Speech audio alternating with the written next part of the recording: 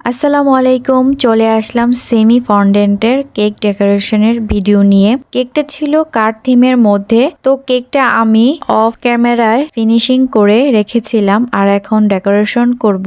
আর নিচে কিছু ক্রিম দিয়ে প্যালেট নাইফের সাহায্যে কিছু ঘাস বানিয়ে নিতেছিলাম। আর এইদিকে আমি রাতে ফন্ডেন্টের কাজগুলো করে রেখেছিলাম। ফন্ডেন্টের টপারগুলো বানিয়ে সারা রাতের জন্য রেস্টে রাখতে হয়, এতে করে পুরোপুরি ভাবে ফন্ডেন্টগুলো ড্রাই হয়ে থাকে। কেক ডেলিভারি দেওয়ার সময় গলে যাওয়ার কোনো চান্স থাকে না।